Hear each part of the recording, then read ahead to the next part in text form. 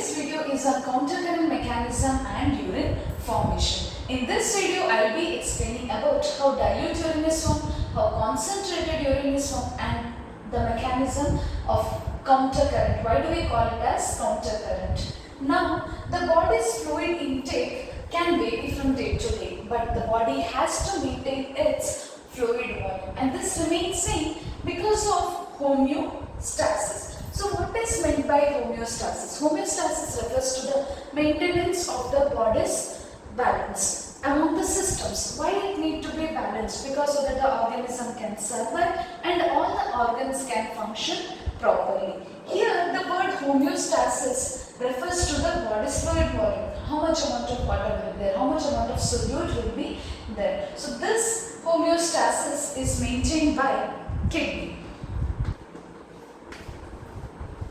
So the urine that is formed is of two types. One is dilute urine and the other is concentrated urine. This dilute urine is formed when the fluid intake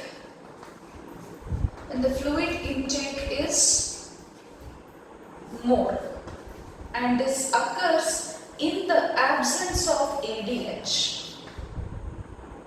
ADH will be not present, and the osmolarity of the urine formed finally will be less than the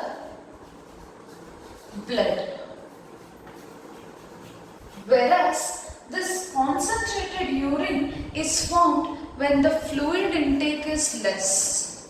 Here the fluid intake is less, or when there is profuse sweating, and this occurs in the presence of ADH. So the presence of ADH will form the concentrated urine. When ADH is absent, dilute urine is formed, and here the osmolarity of the final urine that is formed will be more than blood, and it is 4x times more than that of the blood. So now let us study how dilute urine is formed. Dilute urine is formed when the fluid intake is normal, and this will happen when ADH is not released. I have drawn a picture of the glomerular region with the afferent and efferent arteriole, the descending limb, ascending limb,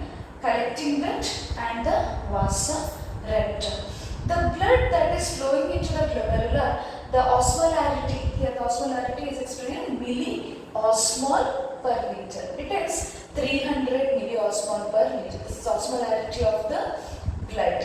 So, but the urine that is formed in case of dilute urine is 65 milliosmol per liter. The osmolarity is lesser than that of the blood. Let's see how it happens. So now the blood that comes over here get filtered because of glomerular filtration. No proteins are allowed, and now the fluid that comes to the proximal convoluted tubule will be having osmolarity similar to that of the blood, which means this region is isotonic to the blood. And now the fluid passes over here.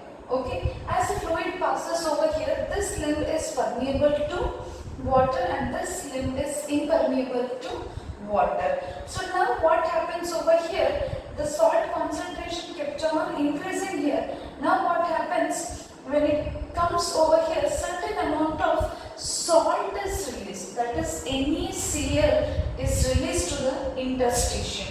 Whatever the salt is released from the ascending limb is released to the interstitium, and that salt will be now come to the interstitium. From interstitium now it will enter into the vasa recta. So what happened? The salt kept on coming, and this was taken up by the vasa recta. See, the concentration now in the vasa recta is increasing. 550, 750, 900, and so on. It kept on increasing. But now we know that the descending limb is permeable to water. Since the interstitium concentration is more, concentration of solute is more, what happens? The water will start coming out of this limb. So whatever the water comes out over here will be now taken up by this vasa recta. from interstitium to the vasa recta, and as a result, see the solute concentration kept on decreasing. And now here the salt came out, and see the concentration, it reached up to 100, and this region, that is the DCT, is impermeable to water.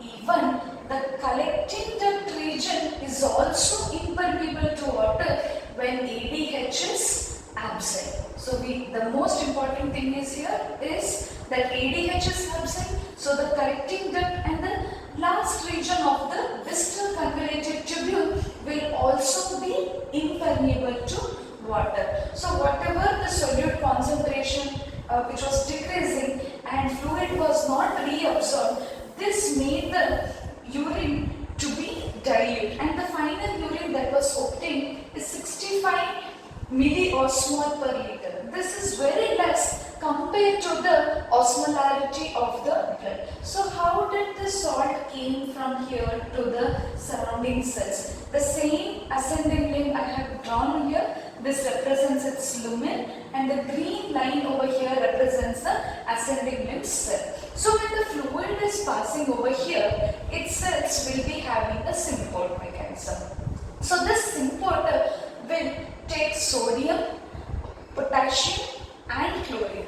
These will be reabsorbed. When this gets reabsorbed, this will then move, since the concentration will be less over here in interstitium, this will be taken up by the interstitial fluid. Sodium will move and the chlorine will come over here, and the potassium goes back. And now this sodium and potassium which now enter the interstitium region will now enter inside the vasa recta. That is how the salt from NECL, the salt over here in the ascending limb was taken by the limb cells, then to the interstitium, and then back to the vasa recta increasing. So in the cortex region the osmolarity is 300, and in case of dilute urine the concentration or the osmolarity over here is around 900 milliosmol per liter. Now let us study how concentrated urine is formed. This happens in the presence of ADH. So starting, as I said, the blood osmolarity is 300, and the blood that comes in, and even the fluid, once the glomerular filtration is done, the fluid that passes to the proximal convoluted tubule, even its concentration is 300. But finally, what the concentrated urine is formed, its osmolarity is 1200, which is like the 4 times more than the osmolarity of the blood. Now let us study how it happens.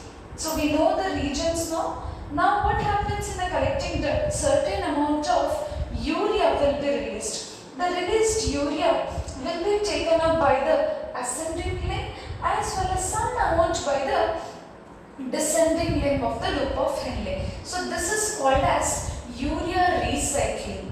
So the main role in the formation of concentrated urine is by this urea as well as the NaCl, the salt which will be released from this region. So what happened? This ascending limb is permeable to the salt. So the salt starts to come. So see the concentration which was 1200 because of the solute as well as the urea which got added. Now when it comes above here, certain amount of salt will be released. The salt which will be released from here will be taken up by the vasa recta. So what happens? Salt is being released. See the concentration, it reached up to 100, and the salt came to interstitium.